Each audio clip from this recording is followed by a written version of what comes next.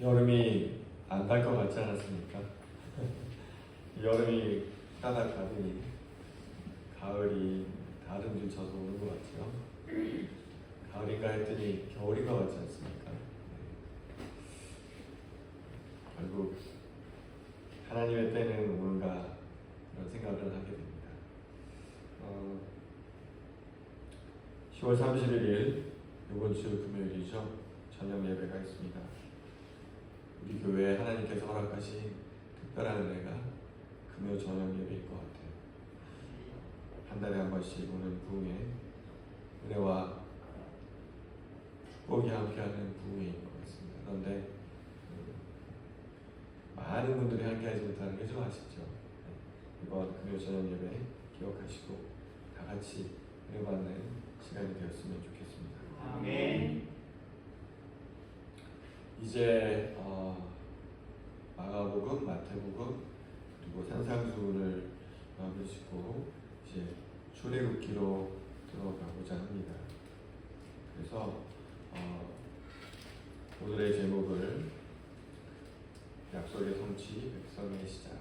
출애굽기가 바로 하나님의 약속, 창세기의 약속이 성취되기 시작하는 것이고, 또 출애굽기를 통해서, 출애굽을 통해서, 출애굽이라고 하는 엄청난 사건을 통해서 하나님의 전지전능하심이 드러나고, 그리고 유대 백성들의 신앙 고백이 이제 시작되어서, 그래서 말 그대로 이제 새로운 세상이 시작되는 그러한 중요한 성경 중의 한 부분이 출애굽기입니다.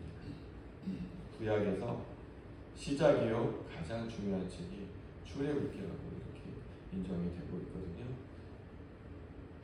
유대 민족들은 항상 하나님을 생각할 때 출애굽기를 떠올리죠. 왜 그렇겠습니까? 자기들은 애굽의 종살이를 400년을 하는 동안 거의 하나님을 잊어버리고 그냥 그런 분이 계셨다는 정도로 생각했었는데, 그 하나님이 찾아오시고 삶에 개입하시고 그래서 드러내시고, 그래서 너무나도 엄청난 사건이고 유대 민족의 시작점이라고 할 수가 있겠죠. 그래서 유대 모든 사람들은 출애굽기, 그 가운데 역사하신 하나님을 마음속에 새기면서 살아왔죠. 그래서 신약조차도 출애굽기의 그 정신, 출애굽기의 주제가 계속 반복되고 있다고 얘기를 합니다. 그래서 출애굽기가 너무 중요하기 때문에 그에게 출애굽기로 이제 설교를 계속 이어나가고자 합니다. 기도하겠습니다. 은혜와 사랑이 많으신 아버지 하나님, 이제 놀라우신 하나님의 살아계심을 드러내시는 출애굽기를 통해서 우리가 은혜를 받고자 합니다. 하나님, 우리는 출애굽이 필요합니다.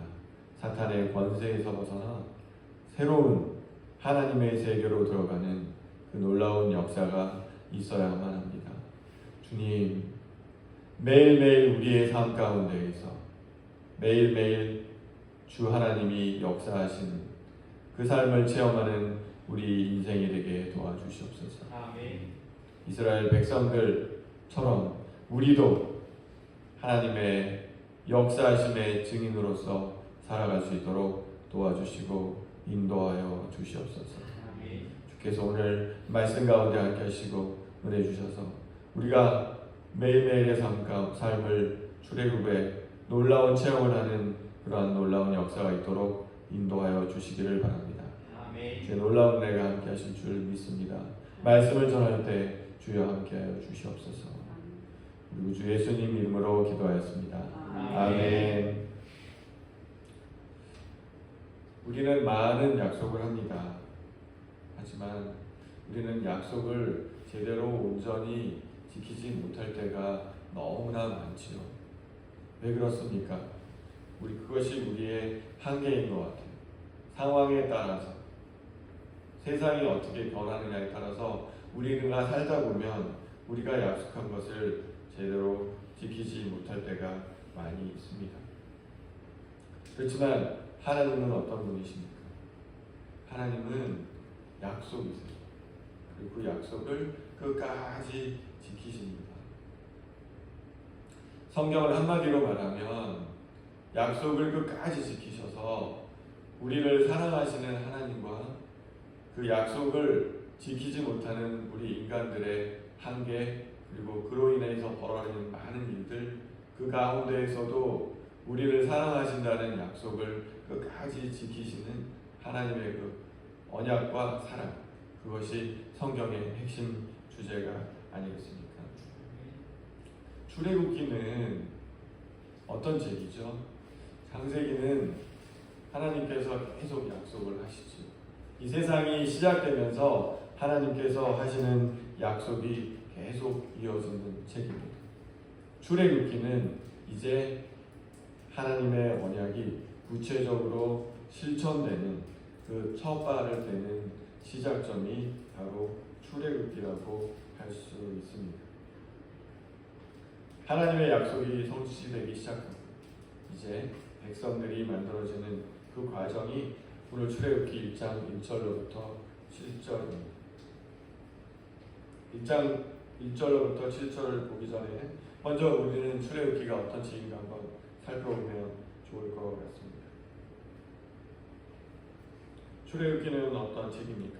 오늘 출애굽기 1장 1절에 이름들이 이러하니라. 히브리서에서는 히브리로 된 히브리 성경에서는 이름들이 이러하니라 하면서 이제 시작이 됩니다. 그럼 어떻게 되겠습니까? 이름들이 이러하니라. 야곱과 함께 각각 자기 가족을 데리고 애굽에 이른 루벤과 시몬 이렇게 나가는 거죠. 그래서 히브리 성경의 출애굽기의 시작은 이름들이 이러하니라. 그래서 우리는 출애굽기라고 하는데 히브리 사람들은 이 책이 이름들. 그렇죠? 그 첫자를 따서 성경의 제목을 잡아. 성경에 제목이 없잖아요. 편의에 의해서 우리가 붙인 거잖아요. 원래 성경은 제목이 없죠. 그래서 이름들. 근데 그 이름들이라고 하는 게 굉장히 의미가 있다고 저는 생각이 듭니다. 하나님께서는 그 이름에 올라있는 한 사람 한 사람과 약속을 다 하시고, 그리고 그 한 사람 한 사람을 다 기억하고 계시지요. 한민족, 대한민국, 하늘지교에 나오는 사람들 이렇게 기억하지 아니하시고 우리 한 사람 한 사람의 이름을 기억하신다는 거죠. 이름을 기억하신다는 게 무엇입니까? 관심이죠. 관심. 한 사람 한 사람에 대한 관심. 제가 만났던 여러 선생님 중에 그래도 가장 기억에 남는 선생님은 제 이름을 기억해 주는 선생님이었고, 학기 초에 교단에 올라가셔서 이제 내가 여러분의 출석을 보면서 여러분의 얼굴과 이름을 기억하도록 노력하겠습니다. 이렇게 해주었던 선생님인 것 같아요. 그래서 이름을 한번 부르고 얼굴을 쳐다보고, 이름을 한번 부르고 얼굴을 쳐다보고, 빨리 외우고 싶다는 그 의지를 표명하시고, 어떤 분들은 수첩에 사진을 내라고 해서 이렇게 사진을 딱 붙여놓고 이름하고 수시로 이렇게 보시는 선생님을 뵌 적이 있습니다. 거기에 우리가 감동하지 않겠습니까? 나를 우리 한반으로 기억하는 것이 아니라 한 명 한 명을, 그가 누구이든 간에 한 명 한 명을 집중적으로 기억해 주신다는 것. 그리고 나서 이제 면담을 하지 않습니까? 그래서 힘든 거 어려운 거 다 물어보고 꼼꼼하게 가정 상황 체크해보고, 선생님들이 이렇게 하지 않습니까? 그럴 때 우리가 감동을 느끼지요. 이 선생님은 나를 참 사랑하시고 나를 기억하셔서 이제 1년을 나와 함께 해주시는구나.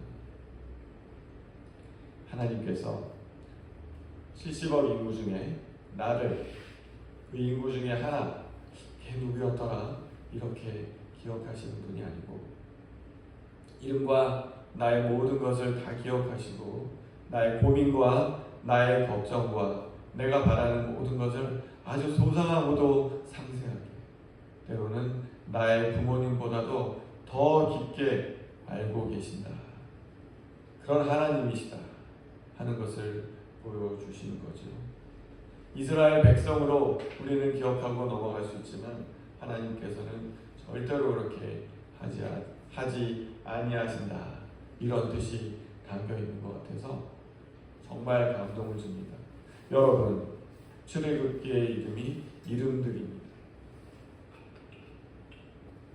여러분을 하나님께서 이름 한자 한자 기억하고 새기고 계신다는 것, 그리고 깊은 관심과 사랑으로 여러분의 삶과 동행하고 계신다는 것 항상 기억하십시오. 출애굽기를 보면 민족 대 민족의 그런 전쟁으로 보이고, 그 다음에 그룹으로만 묘사되어 있지만 그러나 하나님께서는 거기 한 사람 한 사람을 기억하신다는 것, 창세기조차도 한 사람 한 사람의 이름으로 기억하신다는 것이죠. 그래서 야곱의 얘기가 나오죠. 그리고 루벤과 시므온과 레위와 유다와 이렇게 시작을 하면서 한 사람 한 사람 이름을 호명하십니다. 실제로 창세기에 보면 루벤이 어떤 사람인지 시므온이 어떤 사람인지 중요하게 기록하고 있습니다. 창세기에서부터 이제 출애굽기에 또 이 이름이 반복된다는 것은 또한 어떤 의미를 갖습니까? 끊기는 것이 아니라 이어지는 것이다. 창세기에 그 사람들의 이름을 내가 기억하고 이제 그 다음 세대로 넘어가는 출애굽기조차도 이어지는 것이다. 무엇을 이어가시겠다는 뜻일까요? 약속을 이어가시겠다. 내가 야곱과 했던 약속, 그 약속을 이어가겠다. 루벤에게 했던 예언, 시므온과 했던 예언, 레위와 했던 예언, 유다와 했던 예언을 내가 기억하고 있고 그것을 성취해 나가겠다. 이러한 정신이, 이러한 하나님의 마음이 이 이름들이라는 것 안에 들어와 있는 것이죠. 그래서 내가 전 인류의 삶을 이끌어 가겠지만 또한 그 속에 소속된 전 우주와 같은 그 넓고 광대한 것을 창조한 분이 나지만 그 안에 먼지와도 같은 한 사람 한 사람을 내가 관심 있게 기억하고 그들과 한 언약을 반드시 지켜나가겠다. 이러한 하나님의 놀라운 사랑이 기록되어 있는 것이죠. 그리고 우리들에게는 아주 알기 쉽게 출애굽기 이렇게 번역되어 있지만 영어로는 무엇이죠? 엑소더스. 그래서 엑스는 밖으로라는 뜻이잖아요. 호도스는 길입니다. 길 밖으로. 하나님께서 이스라엘 민족을 길 밖으로 인도하셔서 세상의 모든 사람들이 일반적으로 살아가는 삶의 방식 무엇이죠? 어렵게 살아가면서 자연물을 우상삼아 섬기고 축복을 빌고 하는 그러한 삶에서 벗어나서 하나님을 알게 하시는 새로운 길, 그것이 광야일지라도 내가 이끌어 가겠다. 길 밖으로 내가 인도해 가겠다고 하는 그러한 기록이라는 뜻이죠. 세상 사람들이 일반적으로 살아가는 길, 그리고 악한 영이 역사하는 그 세상에서 나는 너희를 끄집어내서 너희를 훈련시킨 후에 나의 백성으로 만들어 간다는 그러한 기록이 이 엑소더스에 있는 것입니다. 조금 힘들지라도, 조금 훈련의 과정이 힘들지라도 우리 모두는 특별한 사람으로 거듭나기를 원하지 않습니까? 그것이 공부라는 과정이잖아요. 엄마 아빠가 자녀들한테 그렇게 얘기하죠. 좀 힘들어도 참어. 지금 몇 년 고생하면 네 인생이 달라질 거야. 그 말에 속아서 혹은 그 말에 혹해서 우리가 공부하지 않았나 싶습니다. 제가 들어가는 학교가 예전에 그 만리동국의 유명한 깡패 학교였답니다. 그 학교를 이제 명문을 만들겠다고 제가 학교에 입학하자마자 교감 선생님이 우리를 강당에 모아놓고 한 맺힌 말씀을 하시더라고요. 예전에 우리 학교가 깡패 학교이다 보니 우리 학교에 배정이 되면 학부형들이 울더라. 자기는 그때 같이 울었대요. 내가 직장으로 섬기는 이 학교가 이렇게 사람들이 배정되고 우는 학교구나. 내가 기필코 이 학교를 명문으로 만들어서 배정이 받으면 다 기뻐하는 학교를 만들겠다. 그런 각오를 갖고 자기가 학교를 지금 이끌어오고 있다고 그러면서 우리한테 니들 제발 3년을 네 인생에서 지워. 그러면 내가 너희들의 인생이 활짝 꼽히게 만들어줄게. 막 이러는 거예요. 그래도 정말 그 다음 날부터 스파르타식으로 이제 막 했는데 정말 힘들었습니다. 근데 그 교감 선생님의 그 진정성 그거는 참 마음에 들었어요. 하나님이 그러시는 거죠. 너희들 나를 따라와. 세상의 그 세상길이 아주 편안하고 안락한 고속도로 같지? 그 길 따라가다 보면 그 밑에 절벽이야. 그러지 말고 약간의 돌이 섞인 길일지라도 길 밖으로 나가자. 내가 영원한 천국의 길로 너희를 이끌어줄게. 이렇게 하나님께서 말씀하시는 거죠. 그래서 엑소더스, 길밖의 길로 가자. 이러한 요청이 기록된, 그리고 과정이 기록된 것이 바로 출애굽기입니다. 그 많은 신학자들이 출애굽기가 구약의 시작이다 이렇게 얘기를 합니다. 받아들일 수 있으세요? 구약의 시작은 창세기지. 무슨 말이야? 그런데 구약의 시작은 출애굽기다.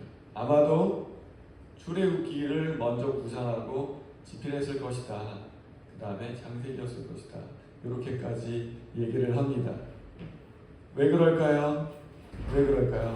순서는 창세기, 출애굽기인데 왜 출애굽기가 시작의 책이라고 생각을 할까요? 창세기, 출애굽기, 레위기, 민수기, 신명기 이 5권을 뭐라 그래요? 5권. 한꺼번에 모세의 오경 이렇게 얘기하잖아요. 그래서 이 모든 성경의 토대가 되는 성경이 5권이 창세기, 출애굽기, 레위기, 민수기, 신명기. 이걸 특별히 모세의 오경이라고 하는 것은 이게 구약에서 제일 중요한 성경의 바탕을 이룬다 이런 뜻에서 이제 모세의 오경이라고 하는데 왜 모세라는 말을 붙였죠? 모세가 책임지기를 했다. 그런 뜻이죠. 모세가 책임지기를 했다. 그러니 이 모세 오경은 출애굽기를 시대 아니면 출애굽기를 마친 그 시점에, 그래서 가나안 입성 그 시점에 이렇게 만들어졌다, 이렇게 문서화되었다 이렇게 생각을 하죠. 그 전까지는 이제 구전으로 전해오다가 문서화되었다. 그러면 어떤 책이나 수필을 쓸 때 우리는 어디에서 시작합니까? 가장 감동받은 그 부분에서 시작을 해서 그 문장을 이렇게 풀어나가지 않습니까? 저도 설교 준비를 할 때 가장 그 감동을 주는 포인트가 있어요. 그 부분을 중점으로 두고 이렇게 시작하게 되거든요. 그 핵심을 놓고 붙여나가기 시작하죠. 여러분도 그러시죠? 소설도 그러지 않습니까? 핵심을 딱 정해놓고 그걸 주제라고 하고 그거를 하기 위해서 이제 이렇게 진행되어 오잖아요. 이스라엘 백성에게 가장 놀라운 것은 우리는 모든 것을 잊어먹고 애굽에 동화되려고 하면서 400년을 살아가고 있는데 하나님께서 우리는 그럴 생각도 없고 아무 생각도 없고 그냥 애굽에서 같이 살아가면 되겠지 이렇게 생각하고 있었는데 하나님께서 아니야 너희는 선택된 백성이야 하고 끄집어 내셨다는 것 그게 이스라엘 백성에게는 가장 큰 감동으로 남아있는 거죠. 여러분 또한 그렇지 않으십니까? 여기 앉아있는 여러분은 언제를 기억하고 여기 앉아 계십니까? 하나님께서 나를 부르셨던 그때가 가장 감동 어린 시간이죠.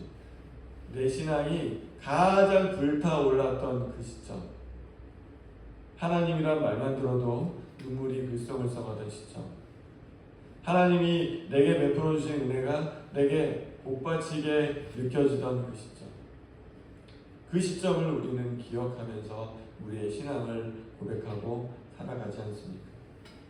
힘들고 어려운 때가 있을지라도 그 때를 기억하면서 우리는 하나님께 돌아오곤 하지 않습니까? 그래서 이스라엘 민족들이 가장 핵심적인 그리고 가장 감동적인 출애굽의 그 순간으로부터 해서 하나님의 출애굽을 통해서 결정적으로 내가 세상의 하나님이라는 걸 보여주시고 우리를 선택한 백성임을 확인시켜줬던 그 시점을 중심으로 해서 기록을 쫙 해나가다 보니 출애굽기가 완성이 되고 그 다음에 무엇을 집필을 했을까요? 우리가 여기까지 오기까지 어떻게 하나님께서 맨 처음에 우리 조상부터 불렀지 그걸 이제 창세기를 쫙 쓰고 그 다음부터 하나님께서 우리를 구출해내는 그 하나님이 우리를 가나안 복지로 인도하신 그 하나님이 우리에게 부탁하신 말씀이 또 기억이 나는 거죠. 그래서 출애굽기 이후에 이제 하나님이 부탁하신 많은 말씀들 어떻게 살아야 되는지를 쫙 기술해 주신 게 레위기, 민수기, 신명기 이렇게 되는 거죠. 이해가 되시죠? 그래서 출애굽기가 가장 중요한 책이 될 수밖에 없다는 것. 출애굽의 감동을 기록하면서 앞뒤로 이렇게 책을 붙인 거라고 신학자들은 생각하고 있고 또한 그렇게 저도 느껴집니다. 그래서 출애굽기를 우리가 아주 중심적으로 집중적으로 봐야 될 이유가 있는 것이죠. 그러면 왜 하나님은 야곱 가족을 이집트로 불렀을까요? 그래서 이 출애굽기가 만들어진 거잖아요. 야곱에게는 엄청난 변화를 요구한 순간이었다고 생각이 됩니다. 야곱은 변화를 두려워하는 사람이에요. 트라우마가 있는 사람이에요.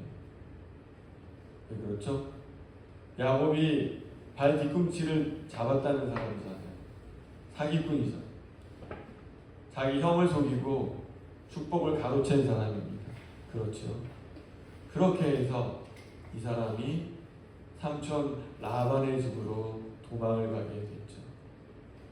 삼촌 라반의 집으로 가서 얼마나 많은 고통과 아픔을 경험을 했습니까? 그래서 이 사람은 이제 가나안 땅에 정착을 해서 움직이고 싶지 않은 사람이에요. 이제 나이도 먹었고 이제 겨우 어렵게 삼촌 집에서도 겨우 고생해서 재산을 마련해서 이제 자리를 잡았는데 야곱 보고 저 외국으로 가라. 그러면 야곱이 네 그러고 갔을까요?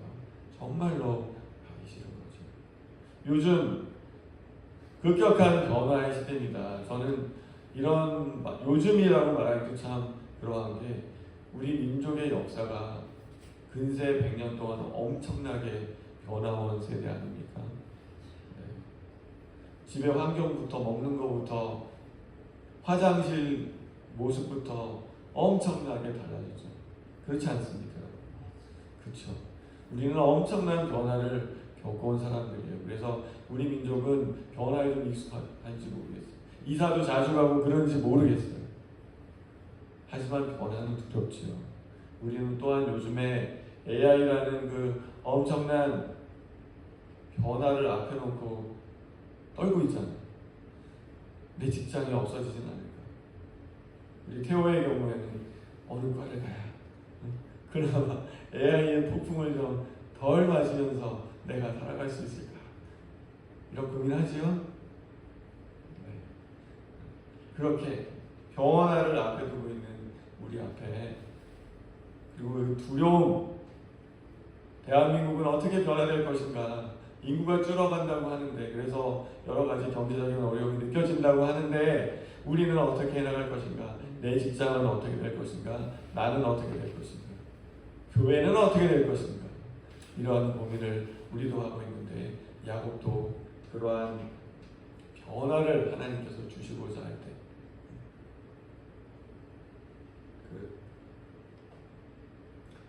정말 힘들고 어려웠을 것 같아요. 그래도 그 고생을 해서 겨우 살고 있는데 왜 나를 또 애국으로 보내려고 하실까? 그래서 안 움직이려고 하죠. 안 움직일래.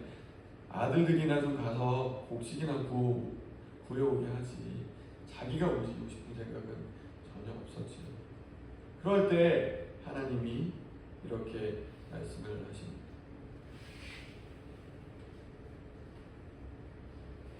어떻게 말씀하십니까? 언약을 말씀을 하시죠. 내가 너와 함께하노라. 내가 너를 애굽으로 부르거든. 가라. 애굽으로 가라. 그렇게 말씀을 해주시지 않습니까? 그 말씀을 듣고, 그리고 나서 그래도 마음이 움직이지 않을까봐 미리 요셉, 그 사랑하는 아들 요셉을 애굽으로 가게 하시더니, 굉장한 우여곡절이었죠. 야곱에게는 아들을 잃는 그 아픔이었는데, 그 아들이 총리 대신으로 애굽에서 나를 부른다, 나를 초청한다, 이렇게까지 해서 겨우겨우 야곱을 애굽으로 불러내십니다. 야곱 가족을 애굽으로 불러내시죠. 그 과정은 너무나도 힘들고 어려웠습니다.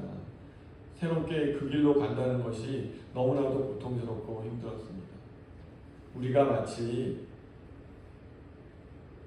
고등학교까지는 추첨으로 가니까 그 설레임이 그리고 두려움이 별로 없는데, 대학을 정할 때 그 설레임과 두려움이 최고조로 올라가는 것 같아요. 이제 내가 어떤 분야로 가게 되고 어떤 학교로 가게 될 것인가, 그 설레임과 두려움이 있지 않습니까? 변화는 우리에게 엄청난 설레임과 두려움을 안겨줍니다. 그때 우리가 의지할 수 있는 것이 무엇이겠습니까? 세상에 의지할 수 있는 것은 아무것도 없습니다. 내가 새로운 환경에 잘 적응할 수 있을지, 할 수 없을지, 잘할지 못할지를 나는 나를 믿을 수가 없는 거죠. 내 주변에 어떤 사람도 믿을 수 없는 그 상황에 들어가게 됩니다. 그때 의지할 수 있는 분, 하나님이 계신다는 것을 우리는 기억할 필요가 있습니다. 야곱 가족이 그러한 것을 보여주지 않았습니까? 하나님은 왜 야곱 가족을 이집트로 불렀을까요?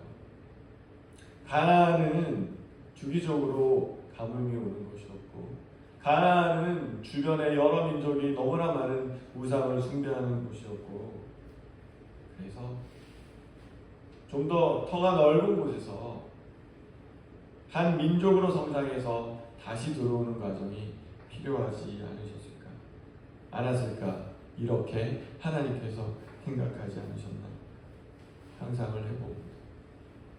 사실 우리가 인간적인 계획으로 이렇게 계획을 세워본다면 그거는 어리석은 짓이지요. 400년 갔다가 이게 내 땅이라고 들어오는 게 가능하겠습니까? 여기 민족들은 가만히 있나요? 그렇죠. 우리가 잘 알고 있는 블레셋, 팔레스타인 사람들이라는 뜻이죠. 블레셋이 팔레스타인 사람들. 그 이름이 지금까지 팔레스타인이라고 남아있지 않습니까? 해양 민족으로서 굉장한 민족들이죠. 그 사람들이 400년 동안 가나안을 장악하고 있는데 그 틈을 뚫고 다시 들어온다는 것을 어떻게 생각하겠습니까? 인간적으로 계획을 세워서 한다면 불가능하죠. 우리는 너무나 작은 가족이니 일단 큰 민족이 되기 위해서 400년을 저 애굽이라고 하는 저 넓고 비옥한 땅에 가 있어야 되겠다. 그 다음에 400년 후에 우리가 민족이라는 새로운 민족이라는 정체성을 가지고 이 땅으로 들어와서 엄청난 전쟁을 치르면서 여기에 다시 정착하겠다. 그 플랜은 사람이 세울 수가 없는 거죠. 요즘도 이스라엘이 2000년 후에 자리 잡으려고 저 발버둥치고 싸우는 것을 보면서 그리고 그 힘든 상황을 보면서 그것이 예전에 재현되고 있었다는 것을 생각한다면 이것이 얼마나 힘든 일인지 알 수 있습니다. 오직 하나님만이 그 계획을 실천할 수 있는 분이셨던 거죠. 그래서 출애굽을 경험한 이스라엘 민족은 하나님의 민족, 하나님을 믿는 민족으로 거듭나게 되는 겁니다. 그 애굽이라고 하는 그 당대 최고의 나라, 최고의 문명과 최고의 문화를 갖고 있는 그 나라로 들어가서 어떻게 민족으로서 나올 수가 있겠습니까? 우리나라가 예를 들자면 미국의 텍사스에 들어가서 400년을 살다가 나온다고 생각한다면 나올 수가 있겠습니까? 그 최고의 문명의 세례를 받은 우리가 완전히 미국에 동화되어 있는데 우리가 어떻게 나올 수가 있겠습니까? 하나님은 장치는 해놓으셨죠. 고센 땅이라고 하는 비옥한 목초지에 이스라엘 백성이 들어가게 하셨습니다. 애국 사람들은 농경 민족이기 때문에 목축을 하고 싶어 하지 않았기 때문에 섞이지 않게 하시고 지역적으로 좀 나누고 직업적으로 나누어 놓으시기는 하셨지요. 그러한 장치를 만들어 놓으셨습니다. 그래서 그 정도의 장치를 확고부동하게 만들어 놓으시고 그리고 요셉이라고 하는 기둥과 같은 그러한 사람을 세워놓고 그 다음에 유대 민족을 부르셔서 정착하게 하신 다음에 400년이 지난 후에 어느 정도의 규모가 된 다음 70명으로 시작해서 추정컨대 한 200만의 인구가 된 다음에 그 다음에 이제 출애굽의 역사를 시작하는 것이지요. 하나님의 때가 있다. 내 인생에도 하나님의 때가 있다.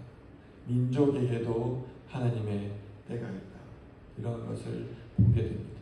우리 민족은 20세기 끝에 주님의 복음을 받아들여서 이제 우리가 웅비하려고 하고 있지 않습니까?